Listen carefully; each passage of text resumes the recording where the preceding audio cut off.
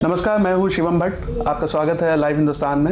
आज हमारे साथ बातचीत करने के लिए मौजूद हैं सपा सांसद उत्कर्ष वर्मा, जो यहाँ खीरी लोकसभा सीट से सांसद हैं और पिछले 2 बार के सांसद अजय मिश्र टेनी को हराकर वो ये सीट जीते हैं।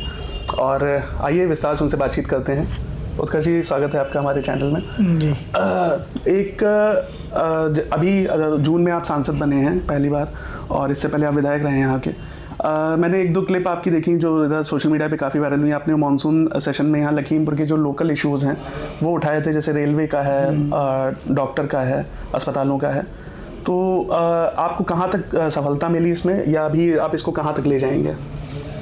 देखिए, 2 मुद्दे हमने अभी मजबूती से उठाए थे पार्लियामेंट में, एक बाढ़ का और एक रेलवे का जी। तो बाढ़ के लिए तो हमें हमारे जनपद को लगभग 44 करोड़ 16 लाख रुपए मिलने का काम हुआ, तो उसमें तो सफलता मिली मुझे। अभी रेलवे में सफलता नहीं मिल पाई है। दरअसल ये 42 लाख की आबादी का लगभग जनपद है, सबसे बड़ा जनपद है उत्तर प्रदेश का। और बड़ी लाइन, पहले छोटी लाइन हुआ करती थी, अब बड़ी लाइन का काम पूरा हो गया है। तो अब पूरे जनपद के लोगों की मांग है, ये जनता की भावना है कि बड़े शहरों के लिए लखीमपुर से होते हुए ट्रेनें मिल जाएं, जैसे लखीमपुर है, गोला है, मैलानी है, इन सब होते अब तो इंटरकनेक्टेड है पीलीभीत हाँ जी, पूरा जुड़ा हुआ है ट्रैक। तो सबसे बड़ी मांग तो दिल्ली की है, राजधानी की, कि कम से कम राजधानी से जोड़ा जाए और लोगों को सुविधा मिले ट्रेन की। इसमें बहुत से हमारे नौजवान पढ़ाई करने के लिए जाते हैं, उनको कोई शाहजहांपुर से ट्रेन पकड़ता है, वो बहुत रात में मिलती है, कोई लखनऊ जाता है, उसको उल्टा पड़ जाता है। तो नौजवानों के लिए, इलाज के लिए भी बहुत लोग एम्स वगैरह जाते हैं, तो हमारे जनपद के बहुत लोग जाते हैं। राजधानी के काम से व्यापारी भी बहुत परेशान है, वो व्यापारी को भी सुविधा मिलेगी। इसीलिए कोई भी वर्ग हो, हर वर्ग की मांग है कि कम से कम दिल्ली के लिए एक ट्रेन मिले, अप डाउन दोनों आने जाने के लिए। और जो हरिद्वार है जो, उसके लिए भी बहुत लोगों को जाना होता है, तो वहाँ के लिए एक ट्रेन हो जाए हमारे जनपद में। उत्तर प्रदेश के हमें लग रहा है हमारा जनपद में सबसे ज़्यादा सिख की आबादी होगी, तो पंजाब के लिए भी बहुत लोगों का जाना होता है, अमृतसर, वहाँ पे भी ट्रेन मिल जाए। और राजस्थान के लिए और इधर दक्षिण के राज्यों में भी ट्रेनें मिल जाएं, ये मांग है जनता की। इसको हमने उठाया था, जनता की मांग को। खैर अभी कोई उसमें प्रगति नहीं हो पाई है, लेकिन हम लगातार ये मुहिम चलाते रहेंगे। और जब भी पार्लियामेंट में मौका मिलेगा तो हम ट्रेन चलाने की बात रेल मंत्री से जरूर रखेंगे। हमने सदन में भी उठाया था और मंत्री से व्यक्तिगत मिले भी थे, और हमने कहा भी था कि आप ट्रेनें जरूर दें हमारे जनपद। आप ये जो लोकसभा सीट आप यहाँ से जीते, खीरी से सांसद बने, आपने यहाँ पे अजय मिश्र टेनी को हराया, जो पिछले 2 बार के सांसद थे, केंद्रीय गृह राज्य मंत्री थे, और काफ़ी बड़ा कद था उनका, माना जाता था। तो आपको क्या लगता है कहाँ वो कमज़ोर पड़ गए और कहाँ आपकी जीत हुई, किन एरिया में? क्योंकि आपकी बिल्कुल नेक टू नेक फाइट थी, आखिरी के कुछ चरणों में आप जो है आगे हो गए, और 34,000 का अंतर था हार का। तो आपको क्या लगता है कि कहाँ पर आप जो है उन पे भारी पड़े? देखिए, शुरू से ही जब जनता के बीच में हम लोग चुनाव में जा रहे थे, तो जनपद की बहुत सारी समस्याएं थीं, जिसको जनता चाहती थी कि 10 सालों में उससे हमें निजात मिले, लेकिन वो समस्या वैसी की वैसी ही थी। जैसे प्रथम समस्या है, जो खीरी लोकसभा है, ये सबसे ज़्यादा बाढ़ से ग्रसित है। पूरा जनपद बाढ़ से ग्रसित है, और इसमें बहुत सारी विधानसभाएं हैं जिसमें बाढ़ की विभीषिका झेलते हैं। किसानों का प्रमुख रूप से गन्ना किसान है यहाँ पे, गन्ना किसानों की भी बहुत सारी समस्याएं हैं, जिसमें प्रमुख तो गन्ना के रेट की है। आज लागत बहुत बढ़ गई है और उनको नहीं मिली, और किसानों को खाद और ये पेस्टिसाइड वगैरह भी समय से नहीं मिल पाता है पर्याप्त मात्रा में, इसकी भी बहुत कमी रहती है।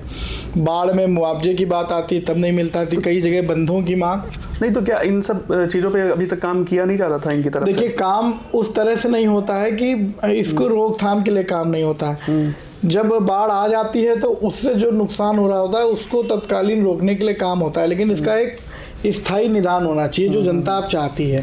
हमारा पड़ोसी राज्य है देश है नेपाल। नेपाल की स्थिति भारत से खराब है आर्थिक स्थिति, लेकिन कहीं ना कहीं उसने अपने क्षेत्र को बाढ़ से बचाने के लिए बहुत अच्छा कार्य किया है। उसी तरह से जनता चाहती है कि यहाँ भी काम हो, लेकिन वो उस दिशा में काम नहीं हो पा रहा है। नहीं तो सिर्फ एक यही विकास कार्य और ये जो लोकल जो इश्यूज हैं सिर्फ ये था कि जो आपका एक जो पीडीए वाला जो नारा था वो भी काम किया यहाँ पे। मैं एक एक करके बता रहा हूँ। जैसे बाढ़ की समस्या हो गई, जंगल से भी रिलेटेड बहुत सारी समस्याएं हैं, किसानों की समस्याएं हैं, ये रेलवे वाली समस्या मैंने आपको बताई।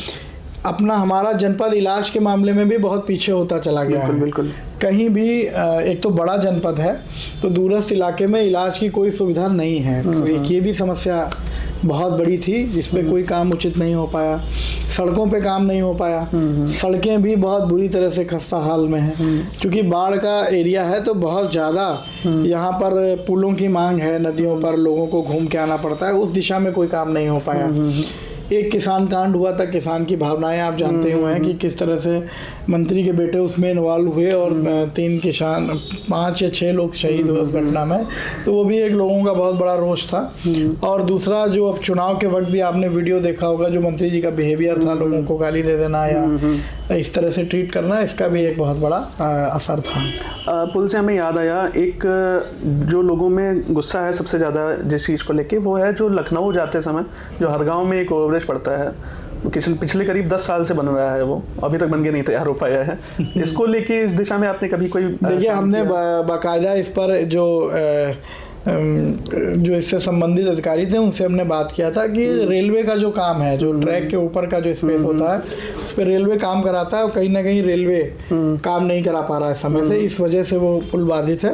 और अपने वहाँ ऐसे 2 पुल और बाधित हैं, चाहे वो फरदान क्रॉसिंग का हो या उसके आगे गोला क्रॉसिंग के पास में भी है, वो भी सब पड़े हुए हैं। तो हम लोग लगातार मंत्री जी को पत्र लिख रहे हैं कि भाई वो रेलवे वाला जो पोर्शन है वो जल्दी हो जाए, तो फिर NHAI वालों से कह के उसको कंप्लीट कराया जाए। एक लोकल जो किसानों की यहाँ पे समस्या है वो है कि जब धान खरीद का सीजन आता है तो आंकड़े, सरकारी आंकड़े तो बढ़ते रहते हैं कि इतने मीट्रिक टन धान खरीदा गया, इतने करोड़ मीट्रिक टन धान खरीदा गया, लेकिन जो सेंटर है वहाँ पे जो सेंटर इंचार्ज हैं वो भी बैठ के मक्खी मारा करते हैं और कोई किसान ना वहाँ पर बेचने जाता है, तो फिर इतने आंकड़े आ कहाँ से रहते हैं? देखिए, हमारा जनपद में, हम अपने जनपद की बात करेंगे कि धान की जो फसल है वो पूरी तरह से जो गल्ला माफिया है उनके उसमें है, उनकी जकड़ में है। प्रशासन उनके आगे कुछ नहीं कर पा रहा है। सारा का सारा धान, बहुत बड़ा घोटाला गल्ला माफियाओं के द्वारा किया जाता है। किसानों का कोई भी गेहूं जो घोषित मूल्य है उस पर बिक ही नहीं पाता, सब औने पौने दाम पर बेचारे मजबूर होकर के गल्ला माफिया। जैसे धान का इस बार रेट है अभी 2200-2300 रुपए कुछ धान है, और जो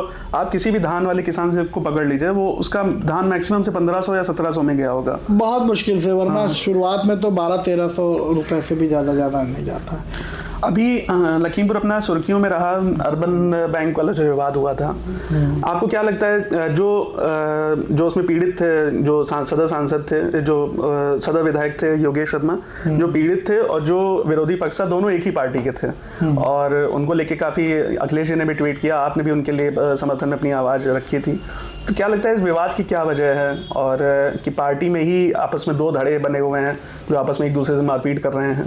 तो देखिए, वजह तो साफ है, जनता भी जान रही है किस तरह से कोऑपरेटिव के चुनाव में भारतीय जनता पार्टी के कार्यकर्ताओं और नेताओं ने धांधली करना शुरू किया। साधन सहकारी समिति का चुनाव हो, चाहे गन्ना सोसाइटी का चुनाव हो, उन्होंने पूरी तरह से धांधली की। उसके बाद जब बैंक में चुनाव की बारी आई तो एक पक्ष चाहता था हम बेईमानी करके बन लें, दूसरा पक्ष चाहता था हम बेईमानी करके बन लें, उसी में दोनों में आपस में भिड़ंत हो गई और आपस में लड़ गए।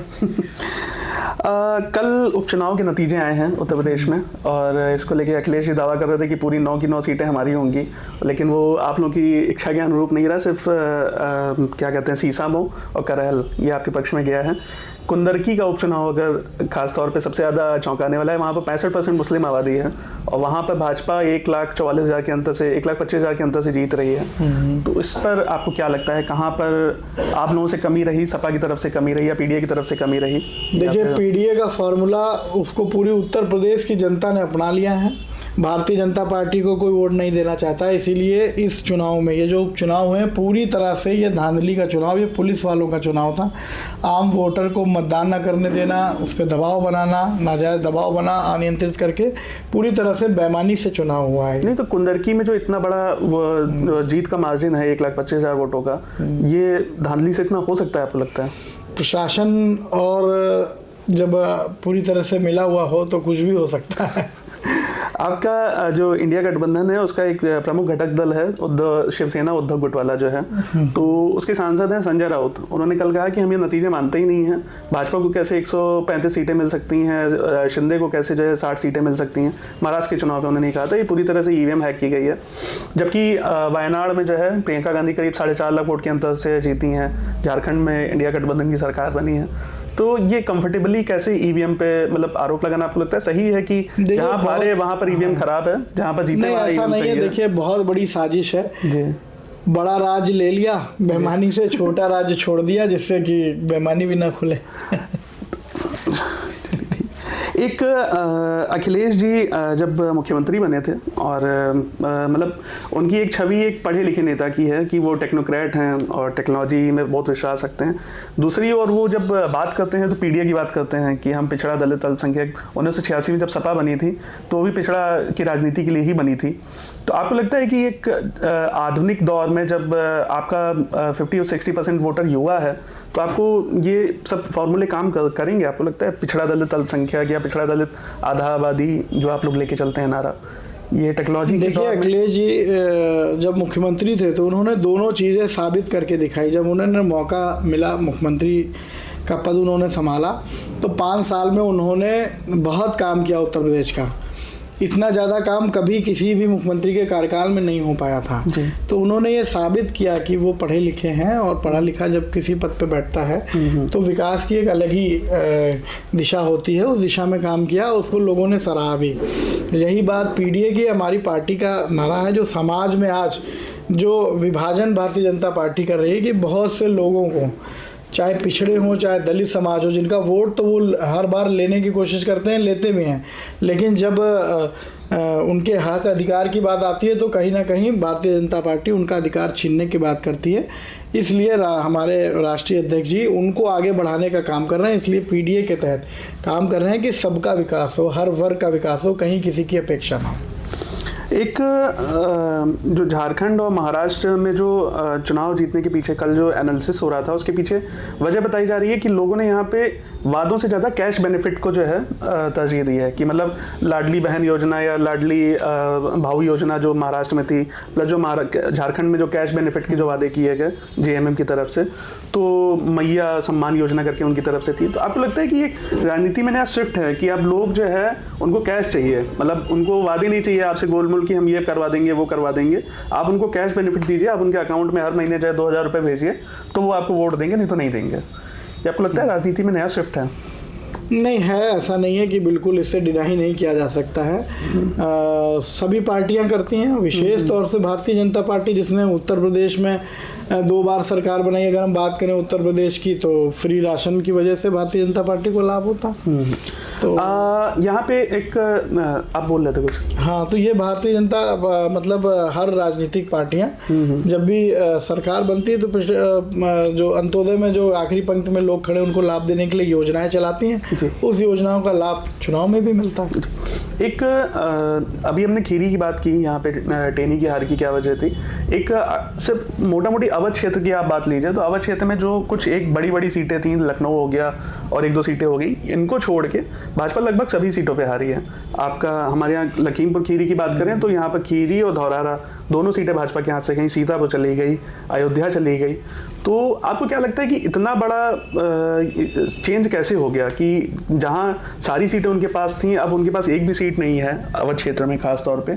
इसके पीछे क्या वजह हो सकती है आपके हिसाब से? देखिए, अवध क्षेत्र की जनता पूरी तरह से निराश हो गई थी सरकार से, और हम तो कहेंगे कि अवध क्षेत्र की पूरी तरह से जो है अपेक्षा हुई। यहाँ लोग परेशान थे और अवध क्षेत्र की जो पूरे इलाके की अगर बात करें तो जो समस्याएं थी उन पर कोई काम नहीं हुआ, इसलिए जनता ने बदलाव। अपने संसदीय क्षेत्र के लिए आपका ब्लूप्रिंट क्या है अगले 5 साल के लिए, जो देखिए आपके पास है प्रमुख समय? मुद्दे जो हमने बताया आपको, एक तो बाढ़ से निजात दिलाना, दूसरा रेलवे पे ट्रेनें बड़ी लाइन की आज सुविधा मिले लोगों को बेहतर से बेहतर, और किसानों को लाभ मिले, गन्ना फैक्ट्रियां समय पर चला करें। आज मिल रहा है कि फैक्ट्री आज भी चलने की स्थिति में नहीं है, 1 महीना करीब होने जा रहा है पेराई सत्र, किसान परेशान है। तो गन्ना किसान खुशहाल हो, बाढ़ से निजात मिले, और हमारा जिला जो है वो पर्यटन के क्षेत्र में आगे बढ़े, ये सब हमारी पर्यटन की कौन सी संभावना है यहाँ पे आपको लगता है? यहाँ तो सबसे बड़ा देखिए दुधवा नेशनल पार्क है, कई रिजर्व फॉरेस्ट हैं, और जिसकी दिशा में अगर और बेहतर काम किया जाए तो हमें लगता है देश से ही नहीं विदेशी पर्यटक भी यहाँ पर आना चाहेंगे। सबसे ज़्यादा टाइगरों की संख्या हमारे जनपद में। आप अभी वैसे तो ज़्यादा समय नहीं हुआ है आपको, लेकिन अगर पिछले 5-6 महीने के अपने कार्यकाल को देखिए तो आपको क्या लगता है, आप अपने कार्यकाल से उसको 10 में से कितने नंबर देंगे अपने कामकाज को? स्वयं तो हम खुद नंबर नहीं देंगे, वो तो जनता देगी, लेकिन हाँ ये जरूर कहेंगे कि एक तो जनता के बीच में रहते हैं, जहाँ भी कहीं जनता की समस्या होती है उस पर जाने का काम करते हैं, और दूसरा बाढ़ के लिए हमने मुहिम छेड़ी है, उस पर केंद्र सरकार से धन भी हमारे जनपद को मिला है। आगे भी हमारा पूरा प्रयास ये रहेगा कि बाढ़ मुक्त जनपद हो और किसान खुशहाल हो, ये हमारी प्रमुख चीज़ें हैं जिस पे हम काम करेंगे। चलिए, बहुत बहुत शुक्रिया हमसे बात करने के लिए।